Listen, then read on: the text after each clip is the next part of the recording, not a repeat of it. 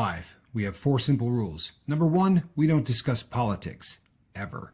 Number 2, this is not a religious channel, and while you might hear people say, God bless you, or I'm going to pray for you, or I wouldn't have gotten through this without my faith, that's fine.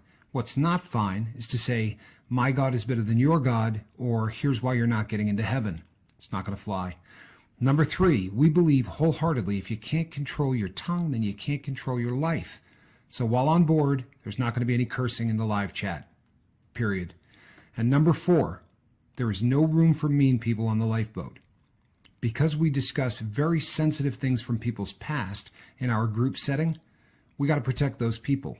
The only way they feel confident and comfortable discussing those things is in an environment that is free of trolls and mean people. So if you're a mean person or you're a troll, we're going to block you for life.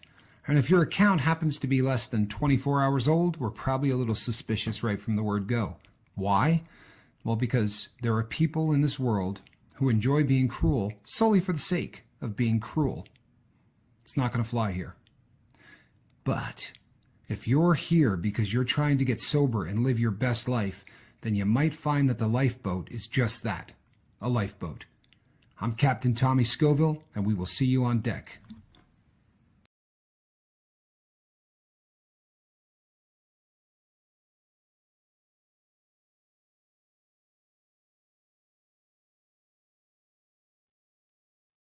Hey everybody, I'm Captain Tommy Scoville, and you are on the Lifeboat. Good to see you.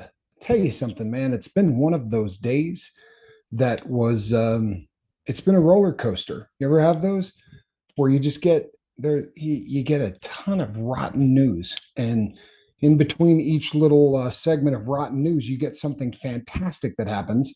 And, you know, we've been talking so much about the brain. I'm telling you today, people, there were several times today that my brain flooded me with so much feel-good chemical that I was literally dancing on air. Truthfully, like just felt absolutely amazing. Um, Admittedly, it kind of bounced back and forth because there was a lot of other really tough stuff that happened today. But it's I want to talk about the good stuff. And we'll talk a little about the bad, but I really want to talk about the good stuff before I get rolling. I want to thank everybody on this Lifeboat. I want to thank all of the crew members on this boat because yesterday we asked you a couple of times to step up to the plate, send good vibrations, send prayers, send whatever you feel comfortable doing for our brother Tommy Bird. And if you look out on the deck, you will see a crew member with a smile going from one ear to the other.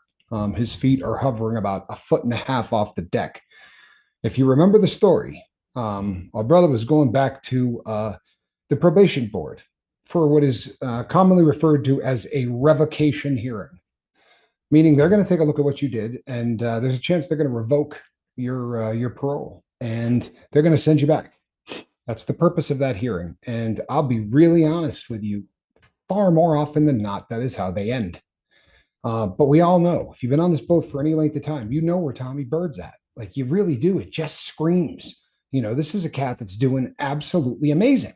And, that can be, it's frightening. It really is. And, I spent a lot of time last night praying for him. And I spent a lot of time last night just really hoping that this worked out the way that it was supposed to. And like we've said so many times on the boat, instead of thinking of the worst possible case scenario, right? Because we do that all the time. We build stuff up in our head to, oh, you know what? They're gonna lead me off in handcuffs. Then they're gonna beat me viciously before they bring me to the to the county jail. At which point I'm going to get put in a cell with a gangbanger that wants to hurt me. Like you keep going through all of the awful things that can happen along the way, and it becomes something that can really start to plague you, and it can interfere with with your serenity. And we've talked about this how many times. When things start to interfere and start to encroach on your serenity, excuse me, then they start to encroach on your sobriety. So we always say, what's the best case scenario? And the best case scenario would be, obviously, right? The best case scenario would be that they decide not to revoke his probation, correct? No. That would be awesome. But the best case scenario would be that you walk in the door and they apologize to you for this entire process and then say, not only are we not going to revoke your probation, but you're off it. We're going to terminate your probation. You are a free man. Your debt to society is paid. Enjoy the rest of your life. You have earned it. That's the best case scenario. The worst case scenario, we all know, right? The worst case scenario is he wouldn't be on the deck right now. Chances are, more often than not, it's going to fall somewhere in the middle, right? We build these things up. It's usually not going to be the best. It's definitely not going to be the worst. It's going to be somewhere in the middle. Well, for Tommy, it was the best. I mean, that is exactly what happened, people. He went in there and he got an apology from a revocation committee at a revocation hearing, which I believe would make that the first time in history that that's actually happened. So it really is just this side of a miracle. And the best news is that, you know what, he's going to be here with us, and he's not going anywhere. We're going to have him because he's such a huge part of this boat. And as he just said in the comment section, and I am here. That's right. And we will be sending out the search party if you're not, because this is where you belong, brother. And that, people, I'm not kidding you. I felt it hit me, and I'm not exaggerating. I mean, I felt it. It was a wave. I reached out to Mark immediately and just said, "Man, oh man, I'm flying." You know, I'm feeling like I haven't felt in a really, really long time. And Tommy and I talked back and forth a few times. I told him the same thing. I know he's flying, and this is how it's supposed to work, people. This is exactly how it's supposed to work. And the family here on the lifeboat, you know, did what they're supposed to do. The revocation board did what they're supposed to do, and here he is. And thank God. That is really just I don't know. It's exactly what should have happened, right? It's exactly what should have happened. He earned that. This isn't, as much as it's a miracle. In fact, he said to me when he reached out to me, he said, "Can you believe this?" And my response was, "Yeah, yeah, I really can. I mean, you earned this. So congratulations, Tommy Bird. Glad to see you right where you belong, right where you belong. So it's perfect." Okay, so a couple of other things that I wanted to talk about. One is, as I've said before, very oftentimes I go back and I watch the live feeds, so I have an opportunity to read some of the comments that people say, because you guys fly through that, and the comments are just going so quickly that very often the both of us don't have an opportunity to read every comment. So I was going back and watching some of the live feed from yesterday. I didn't realize, and I don't know that my partner did either, that for the first phone call and a half, which encompassed a good deal of the show, you did not hear anything that Mark said. At one point, Mark said in my ear, "Oh, you know what? I was muted and they didn't hear that." And I said, "That's all right. I'll just back up." I thought that Mark had muted just then. You had been muted from the word go. So I am standing there, right? And I'm having conversations with a person who doesn't exist. I'm watching this thing going, if anybody came here for the first time, they might think I'm insane, you know, or they would put it together. But yeah, so I'm surprised that nobody clowned me on this. That's all right. I'll just back up. Funny. It really was. Now, I want to tell you about this morning.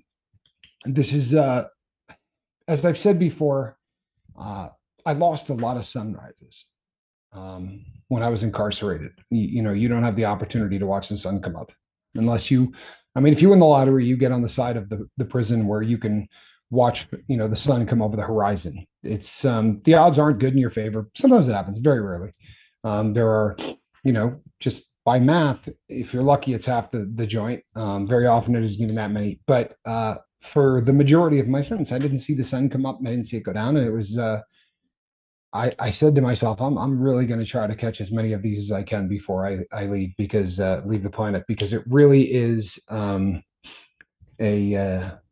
it's an awesome thing. It puts things in perspective. It makes you feel like you're not the most important grain of sand on the beach. You're just a grain of sand on the beach. You know, the sun's rising up for the entire world, not just for me. And so I get up pretty early, and I'm just going to be really honest, people. You know, I've sort of danced around this subject before, but I'm just going to talk about it. There are mornings that I sprint to the emails in a way that I don't always. And on those mornings, it's because I'm plagued by emails that I didn't get to on time. And this is something that I wrestle with. And there's one big one, and we all know who it is and what it was. And so this morning at about 4:39, I ran and to look at the emails, and there was one in there from a crew member. And we don't put the business of anybody out. If you send me an email, unless I get your approval, I'm never going to tell anybody what the email was or who sent it. But I got an email this morning. It was one of the most beautiful things anyone has ever written. It was just, and it wasn't just flattery or any of that. It was just really yeah, it was humbling. Yeah, Mark read it. It was really just a really really humbling email. And again, the reason I was there was because of an emotion that I struggle to control, no matter how hard I try.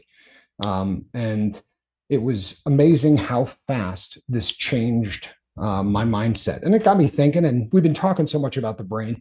If I use the word influencer, right? If I talked about influencers and who influences you, who are the influencers in your life, um, you know what? You might spout off the name of 4 or 5 people in social media or guys on or gals on YouTube that have 2.5 million subscribers, or they've got a gazillion and a half people on TikTok or any of those other platforms. The other ones that we're not big on, and that's usually what most people would say. And I played with this today. I asked a bunch of people what they thought when I said influencer, and a couple of people spit out some names that you all would know.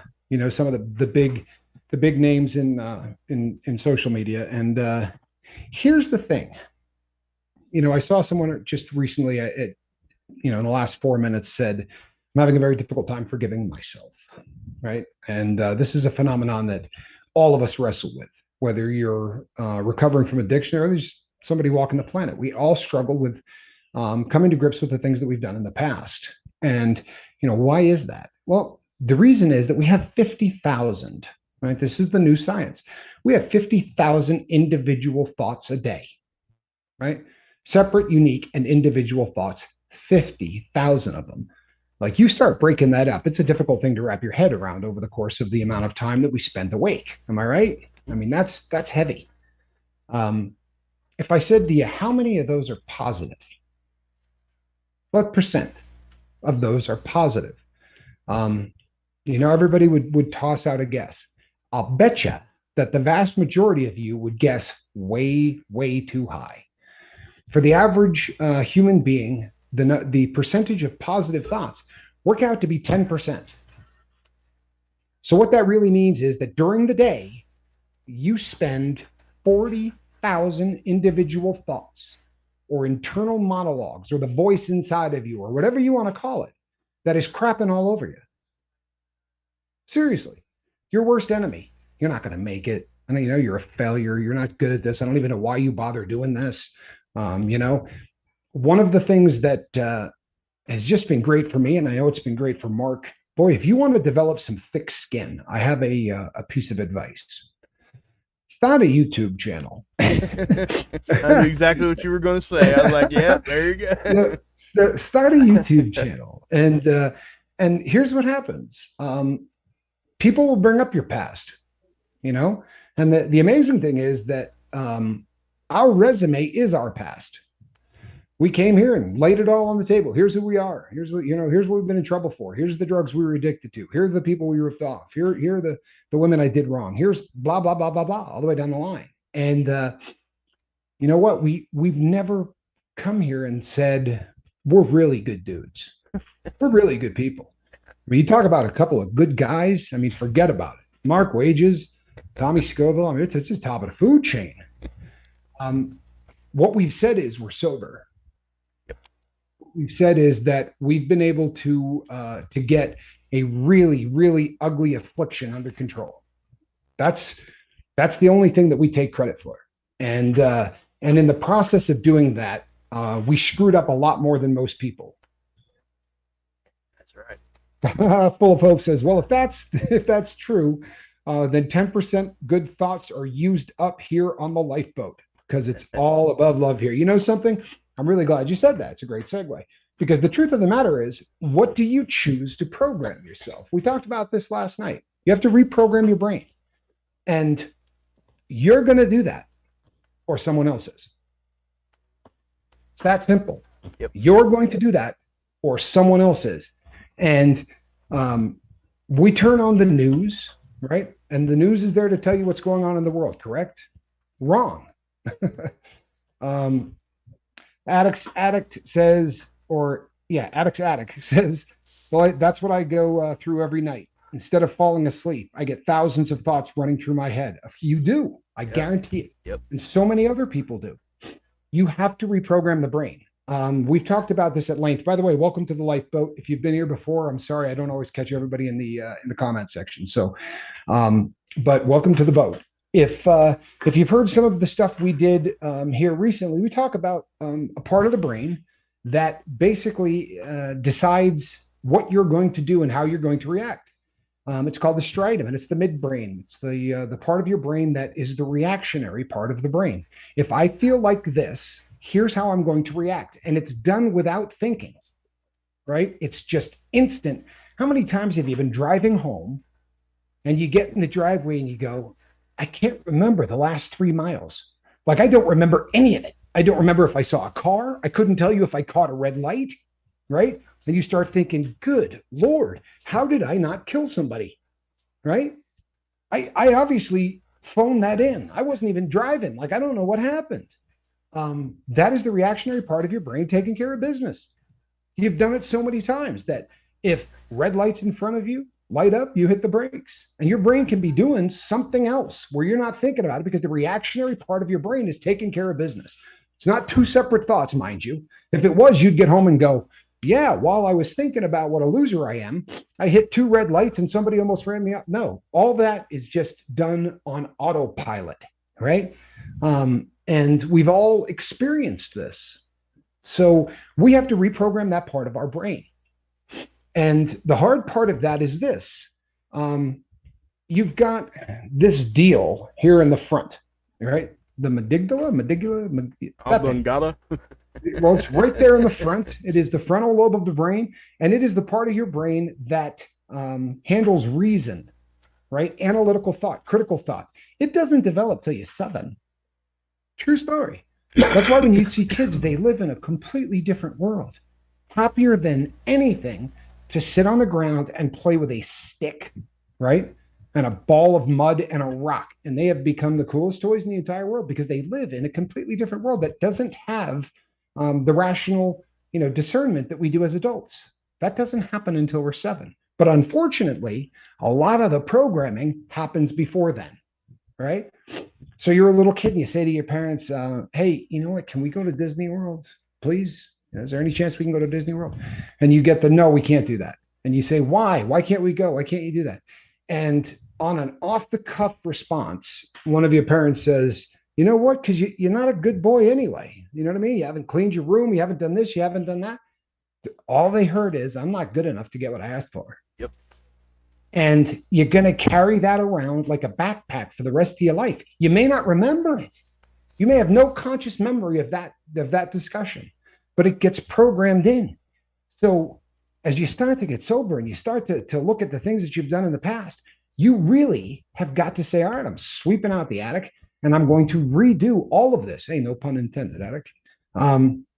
But all of a sudden, you have to program that part of your brain. If I start feeling like this, as opposed to just, crawling into myself, I'm going to get out of the room I'm in. I'm going to get new oxygen into my lungs. I'm going to smell new smells. I'm going to see new sights. I'm going to bombard myself with all of the senses that I can so that I stop just dwelling on things that I have absolutely no control over. I'm going to stop beating myself up. And the reason I brought up doing a YouTube channel is when people come out and start hacking on you, how do you not take that personally? Right? It's a pretty big deal, isn't it? I mean, I like it when people say stuff like, hey, no offense, right? but you're the biggest loser in the entire world. Like the no offense. It's always a precursor. Yeah. Right. That precursor covers it. Or with all due respect. And then the next thing they say does not have any respect in it whatsoever. Disrespect you the biggest. So what happens is you have to realize that more often than not, it's got nothing to do with you. And this isn't psychobabble. It really has nothing to do with you. And whatever the reason that they're hacking on you, it doesn't matter. If it wasn't you, it would be someone else. You understand? It's not about you. It's just that you happen to be the host. And if they hack on you, there's an audience to listen to it. And there's something that they get out of that. And whatever that is, that's on them. And then on the other parts of being hated on, it is you, right? There are people that are going to hack on me for really legitimate reasons, right? Am I the greatest dude that ever lived? No, you're taking advice from a bank robber. That's the reality. Now, I really would like to believe, and I would like everyone else to believe, that I'm not that same person. And what we've said from the word go is stick around and see if you believe that. If you don't, I don't hold anything against you if you leave. But if you do believe it, then it ought to tell you that just about anybody can do it. If a 7-gram-a-day habit bank robbing pathological liar can turn his life around and start doing something positive, then go ahead, Mark. It's very similar to the same reason why if your family is a certain religion, you almost always end up being that same religion. It's because you're being programmed from the time you're little, being taught those things. And I'm glad that you brought that up. Hey, Sig Sauer, good to see you, bud. Hey, Siggy, I got your message, man. Thank you. Go ahead. This is something that I'm really glad you brought up, right? Because one of the things that happens through this programming is just what Mark just said. And it doesn't have to be religion, pick anything. Why are you a Raiders fan? Right. Well, because Dad was a Raiders fan, and every day, or a Cowboys fan, right? If you're bobbleheaded, or whatever your team is, chances are you got it from your father. And that's normal. There's not anything wrong with that. However, if your opinion of, let's say you believe that, pick a political party, I don't care which one. If you think Republicans are an idiot, right? If you think that they're uneducated and stupid and evil people, they're not. I have news for you, they're not. If you think the same thing about Democrats, they're not. They're just people that disagree with you. But from a very young age, we get programmed that they're not just somebody on the other side, they're idiots. And up until just recently, that was something that you lived and learned at home. And then you tried to sort of shake that off as you got older. And very often, you were capable of it, which is why you went to barbecues with Republicans and Democrats and conservatives, and you might rib them a little bit, and there was a little lighthearted humor, and no big deal. Until about a decade ago, when the media got in on it. Because they're not there to tell you the news. They're there to sell Cadillacs, right? Or computers, or clothing, or shoes, right? Or the best, whatever. I am the noise opera. Thank you, my brother. Really appreciate that. They are trying to keep you there. And science has told them that if they can get you a little angry, you're less likely to pick up the remote control, especially if that anger feels justified. So we come up with terms like Nazis, right? Fascists. You think someone's a fascist because they voted for somebody that you didn't? Well, then you're sick. Seriously. Yep. Now, if you take the people that I don't agree with, I'm telling you right now, I don't agree with them. In a really big way, I don't agree with them. Yep. I don't. I think that their political stance is just way off of the mark. But you know what? They're just people. They're people like us. So the question becomes, who are you letting program you? Who are you letting program you? Well, turn it off. If you start watching, it's a great litmus test. If you start watching anything that is supposed to be news or education or anything else, and within the first 5 or 10 minutes, you start feeling a little more angry, a little more self-righteous, a little more whatever. Yep. It's not supposed to rev you up. It's supposed to tell you who, what, when, where, why. right? And a little less why would be good. Just who, what, when, and where would be great. Tell me what's going on. I can make up my mind about why things happen. I can make up my mind if they're good things or bad things, but that's not how it works anymore. And I've told this before on the Lifeboat. In prison, it's kind of amazing because obviously you can't crank up the volume and have 6 TVs 2 feet apart from one another because you wouldn't hear a thing. So they give you the headphones and you tune into 103.5, which would be, CNN or Fox and Mark's temperature. And poor guy. Yeah. But really, it was amazing to see a crisis occur, in the world, and to go back and forth like this and listen to the exact same news program from 2 different stations at the same time and go, holy hell, how could this be the same story? Right. Because they're not giving you news. T. Prada says TV is the biggest programmer ever. Boom. Yep. That is an absolute fact. You better believe it is the biggest programmer ever. Hey, let me step in real quick. Sure. Guys, I posted the link at the top of the chat. And just let me explain real quick. I put a number up there now too. That should work. There is a meeting passcode, and then you'll have another, like a password. Those numbers are right there. So if you guys are actually calling in, you can do that. Just follow the prompts, and the numbers are there. That number will change every show. Okay. The password and all that, it has to, because if not, people can come in here and just mess with us. But the easiest way to do it, click the link. Right. So if you got a smartphone, click the link. If you're on your computer, click the link. Those kinds of things. But if you just want to call in, you can. So you guys, and there's a waiting room, so you can call in at any time.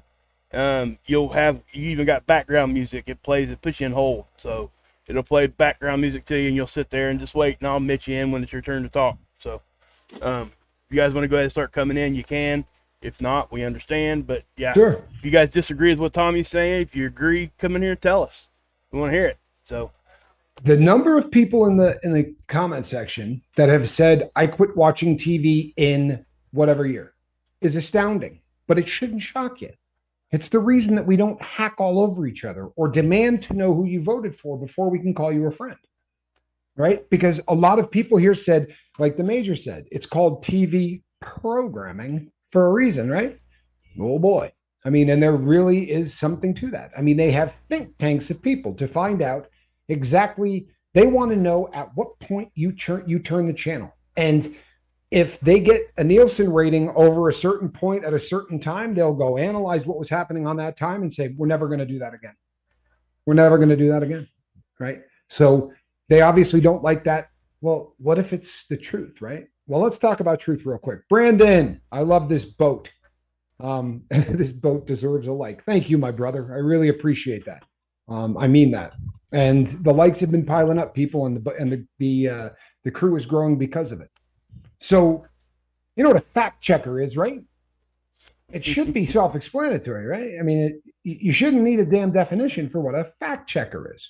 They check facts. Okay. So the people on Meta or whatever you call that platform these days, they just came out with a thing today. I swear to you, this is the truth. Don't believe me, research it. But they said that they are changing their fact-checking system. And now they have the right to pop up. So I put something up there about candidate A being an idiot or candidate B saying something like this. And Mark comes on board and says, boy, I absolutely agree, Tommy. And I read blah, blah, blah, blah. A comment will pop up above all of them that will come from the fact checkers. And it says right in what they put today, they are going to reserve the right to come in there and put whatever it is that they want to put in there, even if what was stated does not rise or come to the proof of being not factual. Which is a fancy way of saying, I don't care what the truth is, we're going to come in and tell you what we think. Yeah. And here's the thing. They know that only about 3 or 4% of any of those people are ever going to hear that. So when they read that, they're going to go, see, I knew that was a lie, what Tommy said, because look, the fact checkers just said fact checkers. Now, these people aren't checking facts. They're not. on either side of the aisle, by the way. I'm not, you understand, no dog in the fight, because the people that I do agree with, yeah, they're doing this too. They really are. I mean, I have opinions on things. Everybody has opinions on things. But the people at the top who agree with me are doing every dirty underhand trick they possibly can to get you to agree with them. Plain and simple. Yep. Both sides. I promise you, I do not think that either team is above board. No chance. Their number one interest is to continue to get elected and continue to do what you do. So the question becomes, how do you stop this from happening? Number one, walk the hell away. Don't watch it. Plain and simple, don't watch it. Well, Tommy, how am I going to know what's going on in the world? I'll tell you something. I know what's going on in my world. Yep. Right? I know exactly what's going on in my world. You know, I'm going to bring you up to speed. Tommy Bird isn't going back on revocation. Not happening. Right? I can tell you how everybody here, where they're at in their sobriety, who's moving forward, who's struggling a little bit. I know who comes on here. I know who talks. I know who leaves messages. I know who's missing. Yep. That's my world. I know what's going on in the watch industry. Right? I know how my business is doing. I know how my loved ones are doing. And if the rest of that stuff in the world gets important enough, oh, it'll find me. Yep. I promise you, that news will find me. I won't have to go looking for it. You know, people I meet in the streets will be like, dude, did you hear? Yeah, you're the ninth person that has said that to me this morning. Right? If gas hits $7 a gallon, I'm not going to need a whole lot of help from the channels to know why that is and what's going on. I'm not stupid. You don't have to tell me what's up. Supply and demand is a pretty basic concept to me. Well, it's kind of like this, you know, in my opinion. You know, if you're over 35, you know what I'm getting ready to say. You know, my parents used to say, come back home before the street lights turn on. Now what do we say to our kids? Make sure your ringer's on so I can call you. Right? It's totally different. It's a different world. And it is a different world. 100% different world. We got somebody on the line there, Tommy, if you want me to. Well, nope. Yeah, let me just do one comment and then we'll put them on. Because Sig Sauer said, I heard the average person thinks around 70 thoughts a day. That's a lot. Sig, I started to this program by saying the study that I saw, and it was out of Michigan, out of a school in Michigan, said 50,000 thoughts a day. And of that, only 10% are positive. So you nailed it. I mean, Sig, you're on the money. Right. Most of those thoughts are just really unproductive, and they're so. Here's the thing, people, real briefly, and then I'm going to take this call. Well, they're not there. There is more information out there. There is more positive thought. There is more. Just go looking for what you want. Donate a couple of hours of your day to positive messages. It'll change your life. All right, who we got, Mark? Well, they actually, I think they accidentally hung up. So if you just called in, they bailed on me because I wouldn't shut up. No, because they were only in here for like a couple seconds. So I don't think it was that. So yeah, guys, please call on in if you guys got an opinion on any of this. Please do it. You know, it's what we want to do. We want to be able to hear you guys' opinions on all the stuff that we talk about and try to help. And we're going to do a little experiment later. I'm going to bring up a topic that I promise you is more polarizing than any topic you will ever come across. For real. The people who weigh in on this are usually pretty vehement in their opinions. And we're going to talk about it. We're going to prove that when you love one another, you can disagree with one another. You don't have to talk over people. You don't have to raise your voice. You don't have to do any of that stuff. Seven says, imagine if you walked into a bar and there was a long line of people waiting to take a swing at you. That's the punchline. I'm telling you, the man's on fire. Always. So people, it really comes down to this. What are you going to put in? Because we did a show on this a long time ago. Garbage in, garbage out. Yep. If you sit and immerse yourself in negativity, guaranteed, you're going to become negative. Guaranteed. Have you ever hung out with somebody that plays music other than what you like? You got a carpool for 4 or 5 days, right? And the person's on there and they're playing, like, let's say you hate country music. That's all they're playing. By the end of the week, you're tapping your foot and you're singing along to the one that they just continue to go. You're like, it's not such a bad tune. Or you like country and they're playing something else. It's infectious, right? When you start to hang out with people, it's the same thing with everything. It's programming. It really is. The good news is you can unprogram yourself. It takes conscious effort. It absolutely does. You have to admit that many of the things that you believe are hardwired into you and you're not sure why. It's a tough one to admit. It really is. But as Mark said, I'll be really honest. I got to a point in my life where I remember saying, I need religion in my life, but I'm going to look at all of them because I feel like the one that I'm with because of my upbringing. I've never researched anything else, and I had a lot of time to kill. And I researched a ton of different religions. That's why I've said so many times, most of the books are pretty much the same. I mean, not necessarily the God, but treat others how you want to be treated. Don't ever do, what you do to the smallest among us, you do to me. I mean, there are so many things that are repeated throughout every single one of them. Well, we got somebody on the line here. All right, who we got? Who we talking to? You got me again, Seventh Son, Steve. Hey, Steve, what's up, brother? Not a lot. Let us know what you think about it, man. I called in. They told me that I was fifth in line, so I hung up. And all of a sudden, they had nobody, so I called back. All right. Awesome. So what do you think? Seventh, do you watch the news? No. See that? I'm telling you, people, you're hearing this more and more. Go ahead, my friend. It's been about 10 years for me. Are you a lot happier?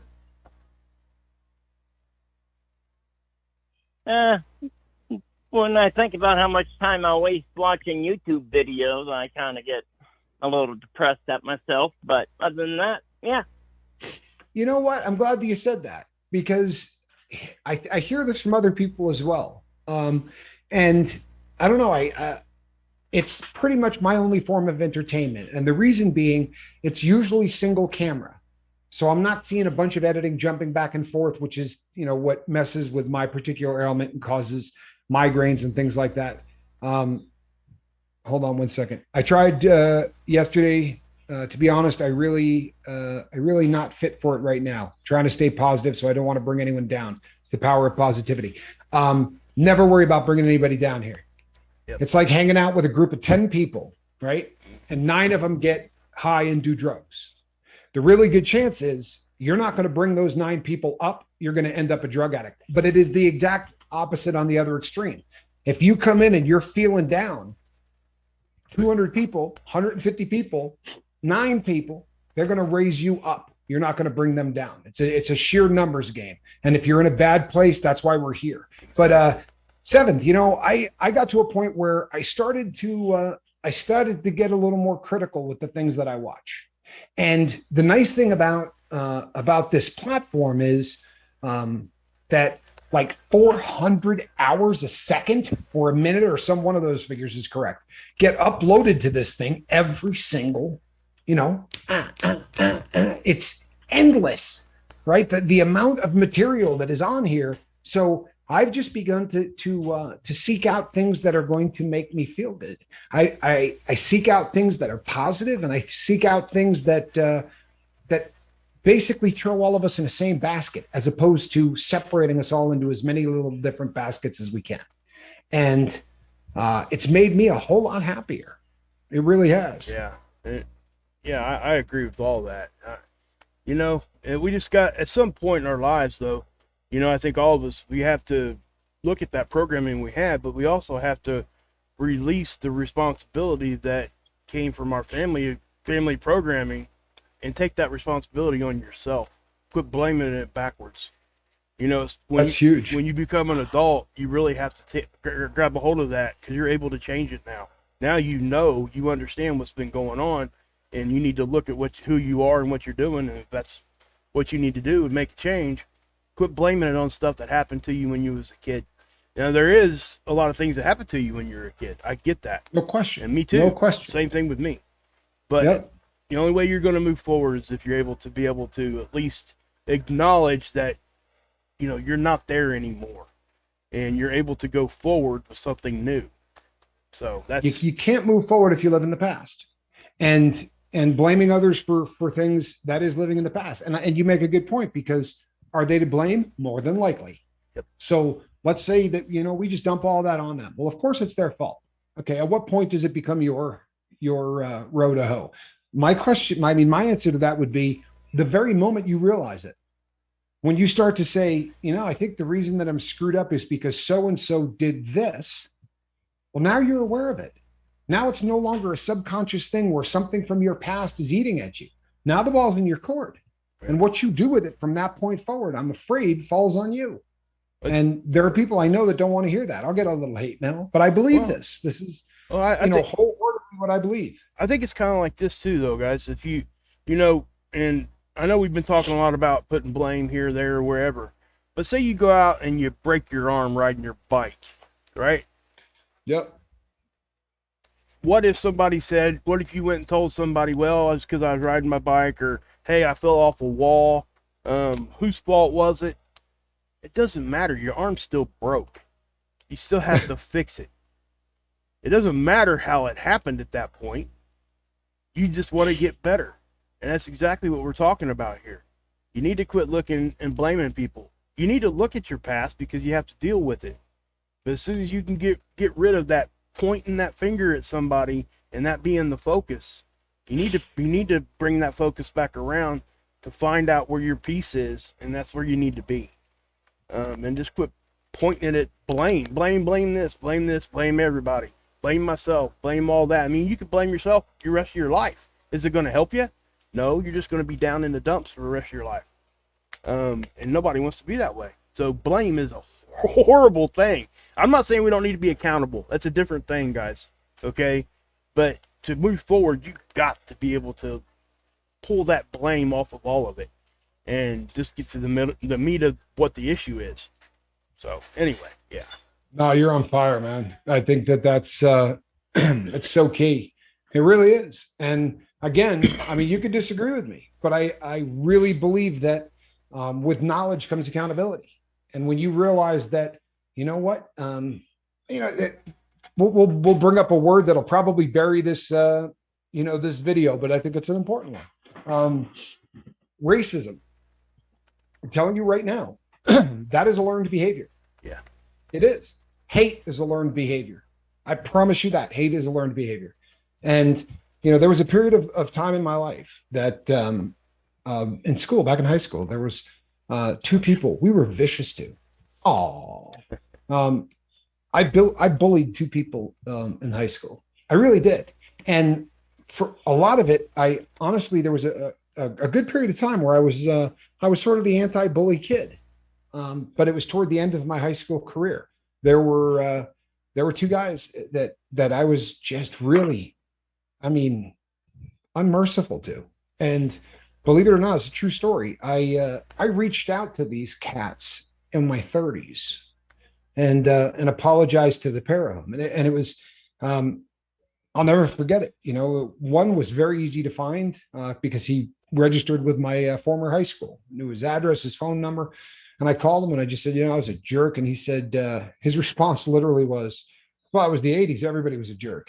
He said, the reason that I'm not mad at you is, he said, yeah, you were really awful to me. He goes, but there were 4 or 5 people I was doing the same thing to. He goes, it was just kind of one of those things. He said, the guys really at the bottom, the people that didn't have someone else to sort of beat on, and which I remember hanging up and just feeling awful, thinking that it was just sort of this, downhill kind of thing. But when I called the second individual, their response to me literally was, boy, you know what? I really appreciate you reaching out and apologizing to me. That really, it takes a lot. And I appreciate that. I said, thank you so much.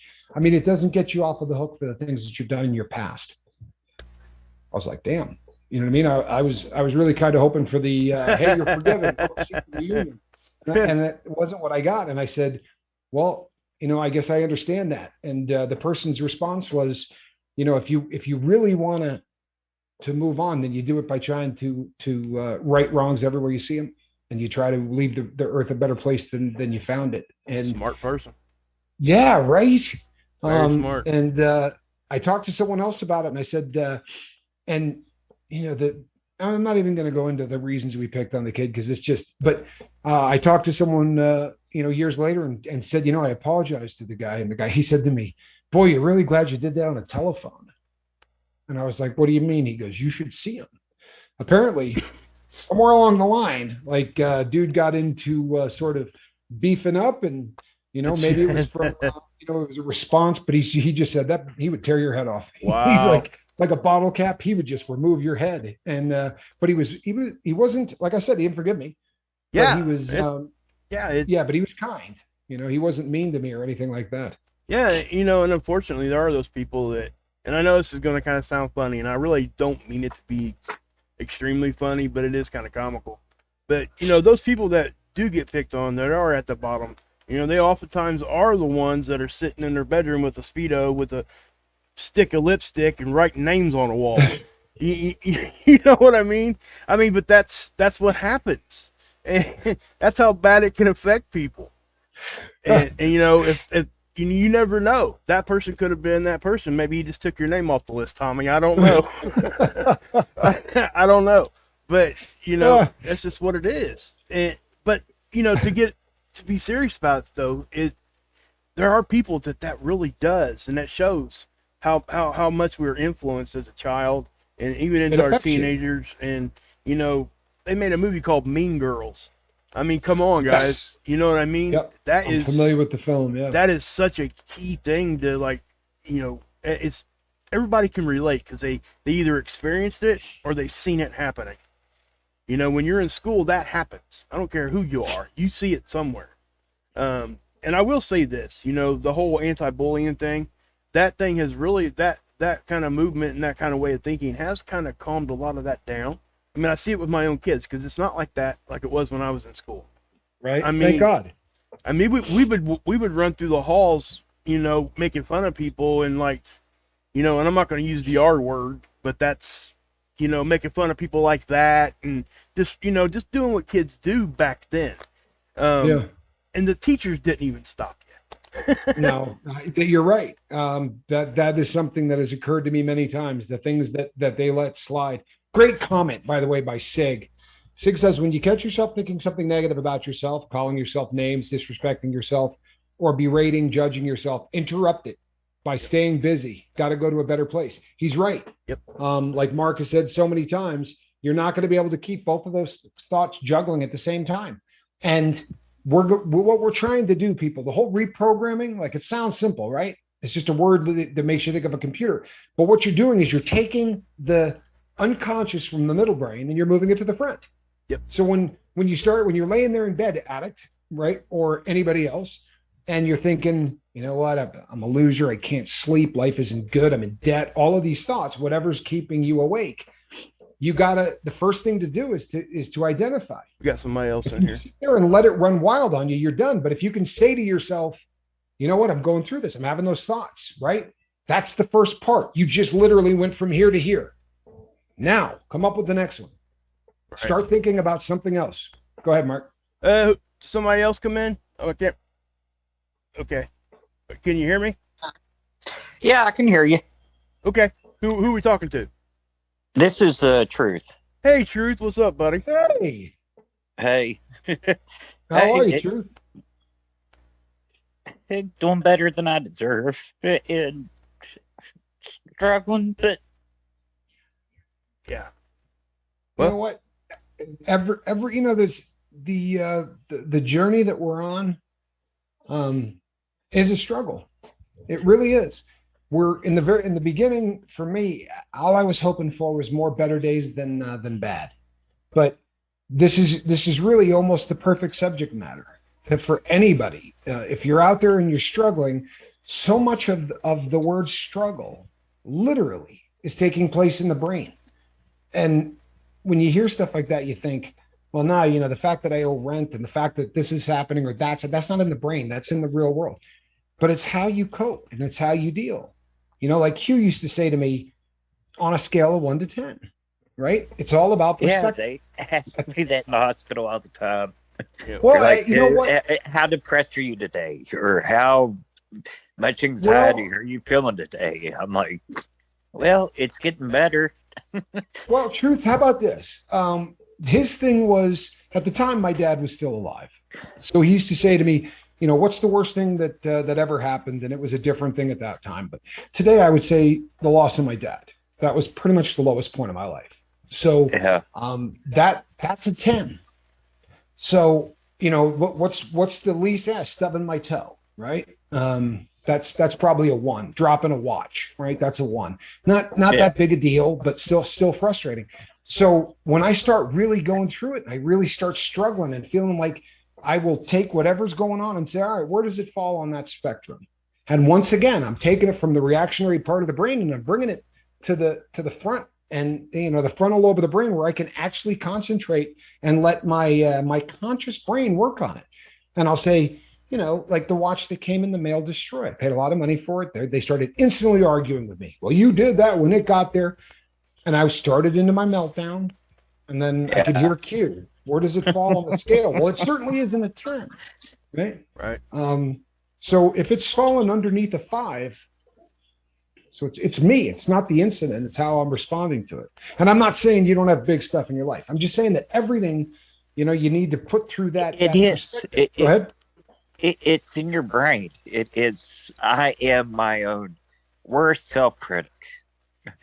It's like you can't forgive yourself. Yeah. We're worth it. Yeah. The funny thing is that, funny not haha, but so often I have a couple of people that email me about once a week, and it's the same email every time. And I'm not picking on. I'm just being honest. And it's the same email every time. It's that I don't have the ability to forgive myself, and that's my biggest struggle. And in both cases, these are people who are very serious believers. And my response to one the other day was, you believe that your God forgives you for everything. It's almost a pinch arrogant to not forgive yourself. Like, if he can forgive every single thing that you've done, to not forgive him is almost doing, to not forgive yourself is almost doing that one to him, isn't it? I mean, if he can say that is exactly what I thought like an hour and a half ago. I'm like, God and Jesus can forgive, but I can't forgive myself. How arrogant am I? Hey, you know what you just did for real? Truth. You took that from back here, and you pulled it to the front. I mean, that is literally exactly what we're talking about. And you're dealing with it. You're dealing with it. If you had that thought 45 minutes ago, that's reprogramming. Yep. You took exactly what's dragging you down, and instead of reactionary brain, you went into the logical part of your brain. That is the beginning of the end for that struggle. Yeah. I promise you this. You'll be able to put it to bed very soon after you deal with that like that. You really will. Good for you, man. Yeah. I'm trying. I'm trying. It's I've told you, Tommy, I've kicked crack, crank, coke. I can't kick alcohol, and I can't kick the nicotine. And it's I don't forgive myself. I beg to for differ. It, but I get up and I do the same things. Yep. Truth, you mean you haven't done it yet? You don't mean you can't. I really don't believe that. What you mean is that you haven't done it yet, and it's been a struggle. But deep down you can do it. Deep down you can do it. To kick meth, and to kick all of the things that you've been able to get. Yeah. You can kick those two. You just haven't done it yet. Yeah, you're right. You're exactly right. And that's a shift. I promise you. When you take that to the logical part of it the brain, is. Yep. It's a shift. Yeah. And I think that when you do what you just said and just said to all of us, you're recognizing that that's an issue, so you're dealing with it. And that's a big step from the, if you're able to admit, hey, I have this problem, even though I've done all this great stuff, I still have this one or two things that I'm still dealing with. That's still bad. I just can't seem to kick it. Yeah. And it's last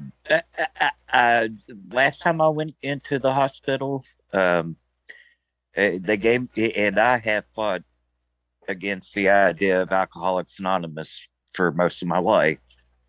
And I actually sat and read the material and the stories. And yeah, I've got that genetic disorder. I can point to family members that have the same genetic disorder. It is a disease, but it is, it's not like cancer. It's one that you can fight.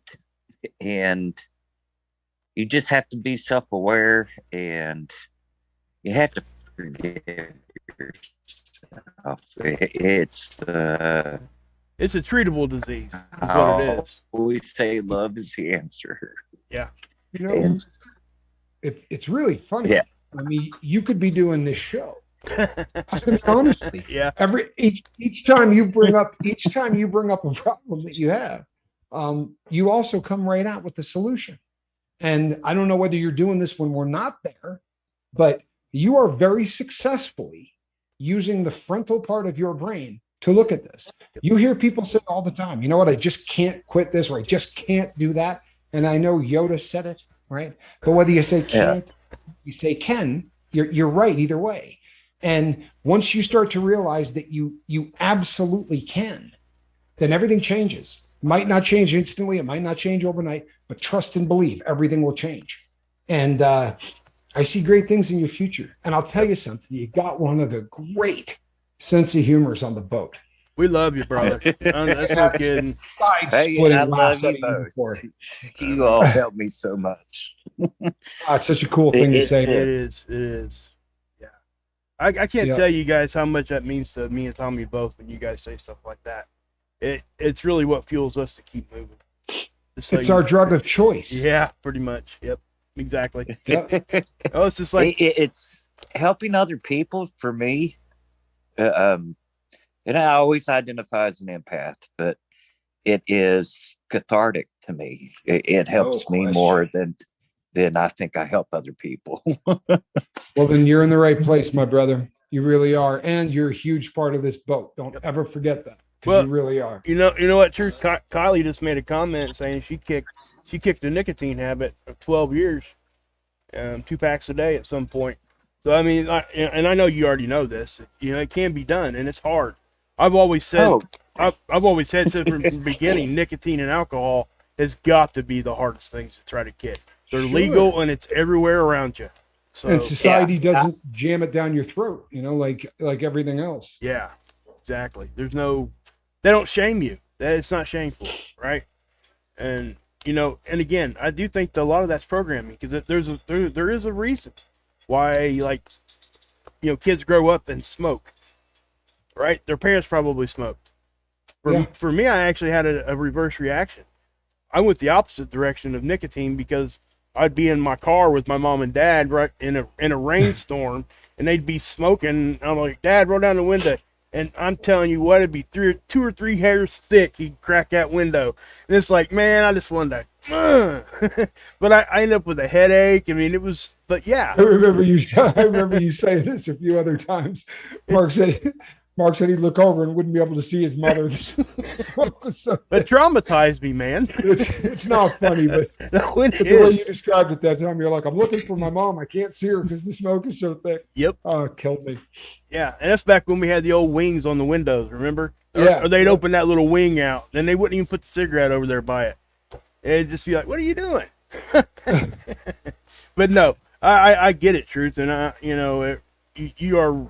you've already fought a lot to get where you're at. So you need to be proud of that. And that little bit of motivation can actually kickstart you into trying to kick something different. There is no question. So there's no question. You're strong. You're way farther ahead than you think you are. Yep, you're strong. And I really want to thank you for calling in, because this was an amazing phone call. And while it was going on, it's not going to post tonight. It's going to post tomorrow. Go back and read the comments that were flying while you were on here. People saying this is the subject that I needed tonight because I'm struggling with this. That this is why this is great, because when you call in and you start talking about the things you're wrestling with, you know how many people listening are feeling the exact same thing? You know, the fact that you got the guts to call in here and talk about it and just put it out there, you're so much farther ahead than you think you are, my brother. I promise you are. 100, man. 100. Yeah, proud to have you on the boat. I really am. You're a huge part of this, and thank you, man. This is a great call. It was a great call. Steve, thanks for calling in earlier too. We forgot to say thanks before you kicked off there a little bit, but when Truth came in. But Seventh is he's on fire. I'm telling you, his jokes are just absolutely amazing. Kylie did end that cigarette comment of hers by saying, "If I could do it, you can do it." Yep. And you know something, people, it wouldn't be a bad T-shirt right there. It really wouldn't. Yeah. If I could do it, you can do it. Although I'll give you a little teaser on the shirts that you'll be picking from. One does say still quitting. Another one says I love this boat, and there's a few other ones, but you're going to get to choose which one we go with, and those are going to be coming up pretty soon. It is a little after the top of the hour. I have a guest coming to the house here shortly, so I want to be make sure that I'm ready for that. Old probation officer is coming to pay a visit this evening, so I want to make sure I'm cleaned up and ready to roll. Thanks, Truth, for calling in. To not worry about it, Yep. Thanks for calling in, Truth. Appreciate you. Truth, you're a beast, man. Just keep doing what you're doing, because I promise you, you can, and you will. You're in the process of reprogramming. You proved it. Seriously, with everything you said, you could have been running this show. I could have been asking you the questions. You know exactly where you're at. You're going to do it. I have no doubt. Yep. Man, there's a lot of good comments in there tonight. Sig is on fire. I'll tell you that right now. Seriously. You need to be calling in tomorrow night, kid. Sig. He says, smile when you think about it or say it aloud, and phrase it in the present tense. Both of these will help you feel it and possibly even start to believe it. Nighty night, I will call in on the weekend. All right, you know what? Awesome. Fantastic. Awesome. And he's right. Yeah. He's absolutely right. There's a big difference between saying, I'm going to quit and I have quit, right? Yeah. I'm quitting. It is a completely different thing. Your brain, like I said, man, the logical part of your brain and the part back here, they're not getting along. So make the frontal lobe do a little butt kicking, and everything good will come out exactly the way you want it to. And you'll be able to quit and put it all in the rear view mirror. Yep. So thanks to Sig, thanks to Kylie, thanks to everybody in the comment section, because this has been just an amazing night for comments, great call-ins, and Truth, thank you, man. Yep. I'm proud of you, bud. I really am. And thank you to all of you who prayed for our brother Tommy Bird, huh? Oh man. Free at last, free at last. Yep. That man is he's done. And thank you for praying for Johnny too. He's actually just said thanks in here too. Yeah, prayers for my brother that, Johnny. That should continue. He's under the weather and could use it. And good subject matter, because I'll tell you what, when you're under the weather, the worst part of that usually takes place in the brain. It really does. It's hard to be positive when you're going through that, but it's important stuff. Tommy, I'm so happy for you. Thank you, Tommy everyone, Bird, for just being the people you are. I feel so loved when I show up here, and love all of you for being here to make me smile at the end of the day. What a beautiful thing to say. That's awesome, wasn't it? That's awesome. Thank you. Thank you. Honestly, what a beautiful thing to say. Charlie Murphy, listen to this man. He's very intelligent. He said, leave a comment after the show. It's good for the algorithm, people. That's right. Hey, we will be back tomorrow night. Smash that like button in honor of Mr. Kiss Freak. Yes, absolutely. Give that thing, dance on that thing on the way out the door. Right. Tomorrow night, we will be back. It is our Friday. It's going to be a heck of a show. We're going to have a little controversy that we didn't get to today. It's a cool controversy, but it's a subject matter you're going to want to weigh in on. I think you're going to enjoy it. Yep. And we're going to prove we can do it when other people can't. Brandon says, never quit quitting, right? Never quit quitting. There you go. Alrighty, peeps. We will be back tomorrow night. I am Captain Tommy Scoville, and on the other side of the glass, Mark Wages. And that's a cat in a basket. Lazy animal. All right, reach out and try to save somebody. We love you, people.